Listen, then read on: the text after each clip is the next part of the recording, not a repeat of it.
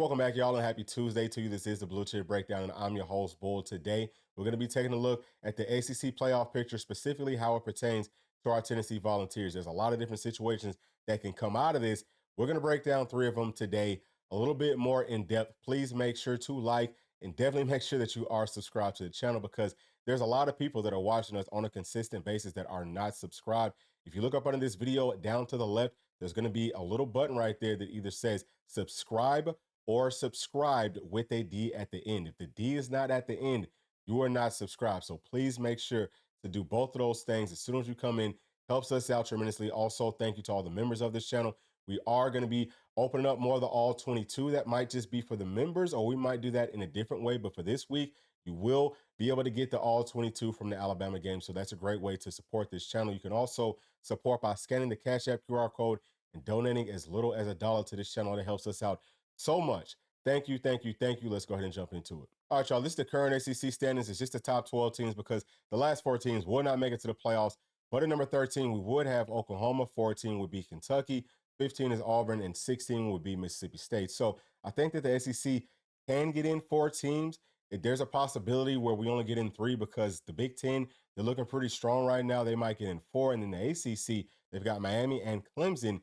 Maybe they get in 2 teams. But I think that every other conference would only get in 1. But if the ACC gets in 2 and if the Big Ten gets in 4, then the SEC would only probably get in 3. So just to be safe, Tennessee needs to, number one, be rooting for Clemson to lose several games coming up. And also we have to try to aim for at least top 3 in the SEC to ensure that we'll make it to the playoffs. I'm not going to break down every single team on this list. I'm just going to tell you the teams that I think will make it to the playoffs. So up at the top, number 1, Texas A&M. I think that they will get in.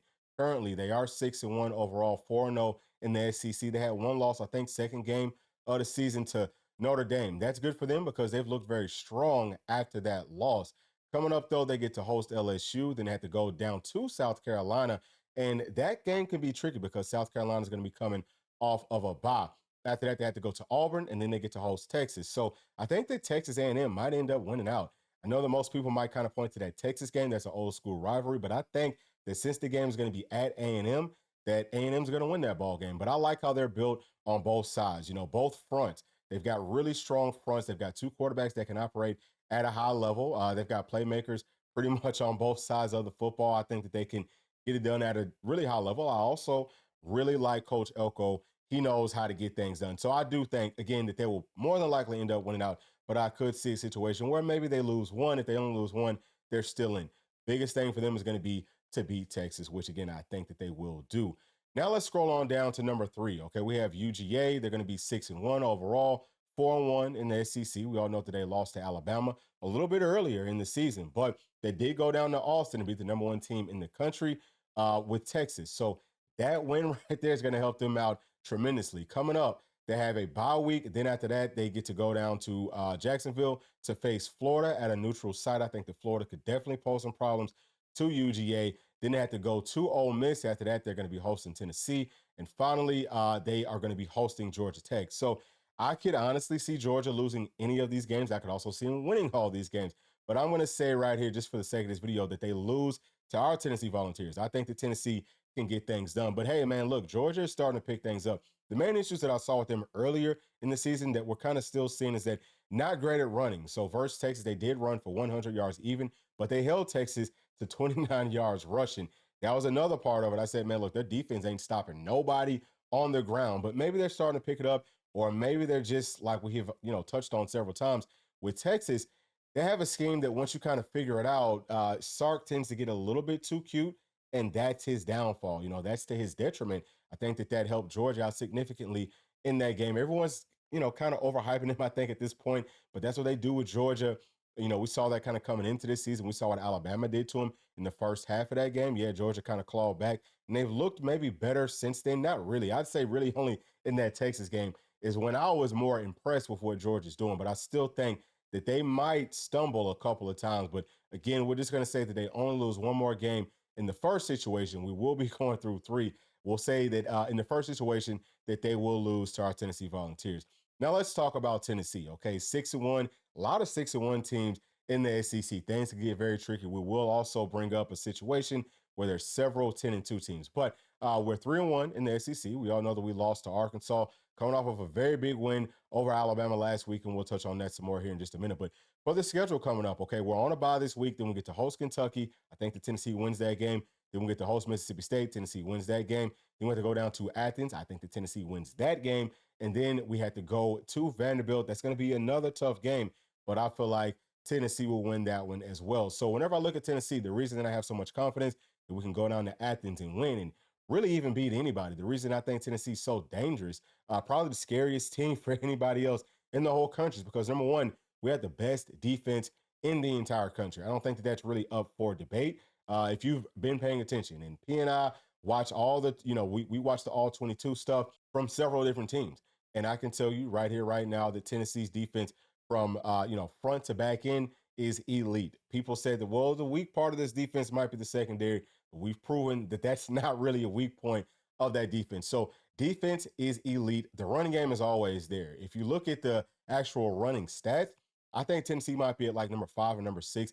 The teams ahead of Tennessee outside of like, I think Boise State, maybe UNLV, UNLV is not even Power 4. I don't know if Boise State is either. I don't know what conference they're in, but the level of competition that they faced versus what Tennessee has faced, being able to rush for, like, I think, like 246 per game on the ground, nobody else is doing that. So the running game is even stronger this season than it's been in seasons past. And the biggest question mark at this point with this Tennessee team is when will the offense be able to, open up that passing game, especially down the field. Now, yesterday, we just touched on it, right? We said, look, plenty of opportunities down there that's just being missed, whether it's from Nico, whether it's from the wide receivers or offensive line or whatever it is, it's getting closer. And that will come. We all know that Coach Hypo, man, he's one of the best offensive minds on the face of this planet. He's got things schemed up well. They're calling plays very well. The offensive line is starting to pick it up. They're getting back in shape. They're starting to gel. Tennessee is the most dangerous team in this entire country. I think especially if you look over these next upcoming weeks, right? Over the next couple of weeks that's going to be coming up, we will see a Tennessee offense that is very explosive. And I think that Tennessee can run the daggum tables. It might not look, necessarily perfect coming up versus Kentucky, but we'll see it picking up. Now, after that Kentucky game, we're going to say, oh my gosh, who stops this team? And I think that Tennessee will look like a juggernaut for the rest of the year, all the way to the national title game. But let's talk about the next team that I think will make it into the playoffs. That's going to be at number 6, Texas. They're also 6-1, 2-1 in the SEC, as we just talked about. They did lose to Georgia. Coming up, they get to go down to Vanderbilt. That could be kind of a tough game for Texas. Then they have a bye week, and then they get to host Florida. That's definitely going to be, I think, a tough game.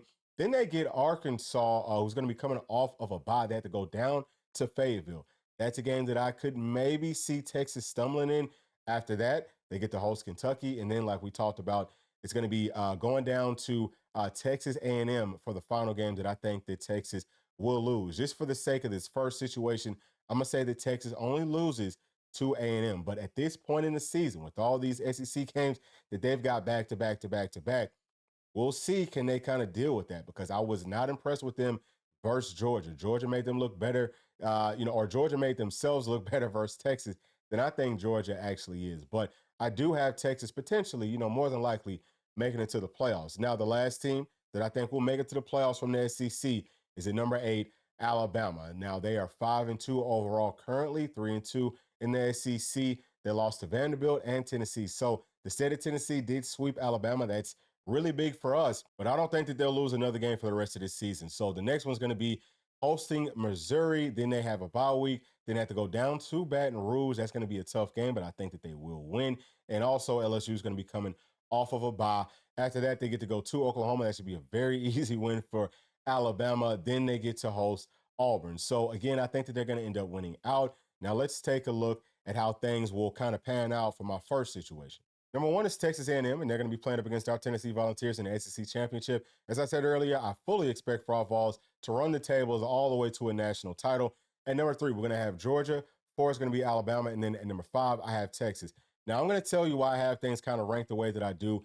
It's based off of what the playoff team says that their voting metrics are, okay? So we'll kind of touch on those talking points for them. But as much as they say, hey, look, this is what we're voting off of, we all know that there's a whole lot of politics involved with this. So if Texas is sitting at number 5, which I don't think that they'll make it to the playoffs at number 5, or at least they shouldn't, I think that if we can find a world where the SEC gets in 5 teams, because there is so much politics, and it's very apparent that the NCAA and the SEC and everybody else is probably going to be cheating for Texas. It sounds like that's been going on for quite some time. But this right here is going to be the common opponents, and everything that you see in orange are teams that Tennessee has played. So I did that for our Tennessee fans. But everything else is just teams that everyone else has played that's on this list of teams that I think will make it to the playoffs. But next to each team's name, you'll also see their strength of schedule up to this point in the season, and you will see their remaining strength of schedule after that. So the strength of schedule is going to be the biggest point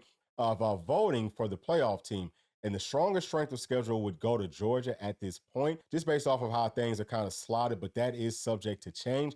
Number 2 could be Alabama, or it could be A&M. I think that it'll probably go to Alabama, and then it's going to go to A&M. Tennessee would be at number 4, and Texas would have the weakest strength of schedule out of all these teams. And for those of y'all that are just kind of like keeping count, the team that has the most common opponents with Tennessee is going to be Texas. So I think that that bodes well for us if, maybe Tennessee wins out and Texas hopefully at least loses to Arkansas. We definitely have to root for that. And also maybe they could lose to Vanderbilt or somebody else that Tennessee has either beat or Tennessee is expected to beat. But either way, I've got Alabama getting in over Texas because their strength of schedule is stronger. And they also beat a team with Georgia that Texas lost to at home. So for those reasons, I would have Alabama making it in over Texas. Situation 2 is going to be the exact same as situation 1, except Tennessee loses to Georgia down in Athens. And I know some of y'all probably was calling me a homer because I picked Tennessee to run the table. So we'll go through this situation for those of y'all that think that Tennessee will lose that game. I would have A&M still at number 1, and they're going to be playing up against Georgia in the SEC Championship. Texas gets the edge at number 3 over Tennessee because they will have beaten Arkansas, and that's the team that Tennessee lost to. We both lost to Georgia. Yeah, it might look a little bit worse that Texas lost to them at home, but it was earlier in the season.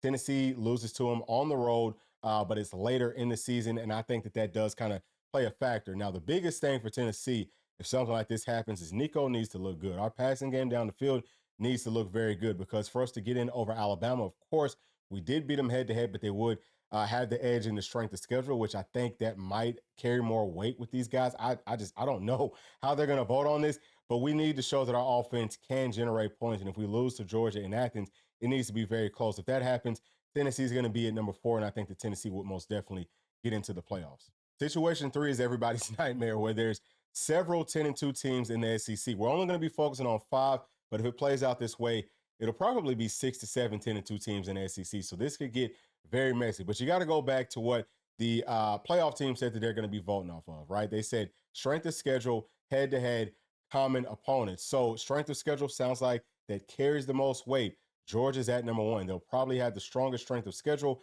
up to this point in the entire country in the season. And they will have 2 very strong wins. Number 1, going on the road and beating Texas in Austin, who is number 1 in the country at that point.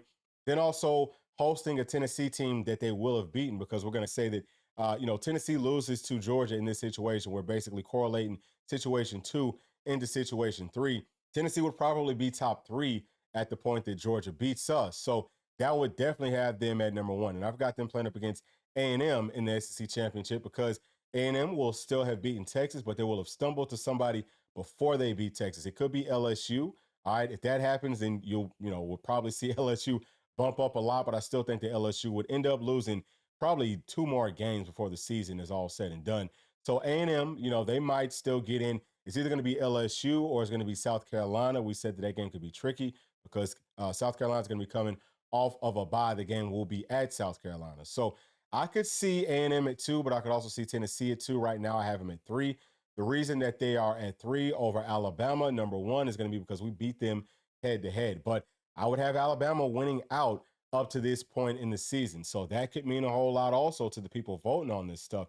Do you want to try to maybe put in Alabama over Tennessee? Again, just because of the head-to-head, I don't think that you can do that. But you probably can put in Alabama over Texas, who will have lost their final game of the season to A&M. They also lost to Georgia. That's a team that Alabama beat. So we'll see how things kind of play out from that perspective. There's a whole lot that goes into it, obviously. But I think that really in any of these 3 different situations, Tennessee makes it in, because I could actually see back in situation 2 where there's an argument that Tennessee should still be ranked over Texas at number 3. But at the same time, what happens outside of the conference will play a major role and factor in who all makes it in. I do believe that Greg Sankey is going to go to bat for his conference. I think that the Big Ten and the SEC ultimately end up getting in 4 teams because I think that Clemson is going to stumble to somebody. We have got to root for South Carolina to beat them in that final game of the season. If that happens, then either way that you slice this stuff, Tennessee makes it to the playoffs. But those are my thoughts, man. Thank y'all for sticking all the way to the end. Please make sure to leave your thoughts down in the comment section. And as always, please make sure to like, subscribe, hit that notification bell, share with your friends, family, and other volunteer fans. We'll see y'all on the next one. Thanks. Peace.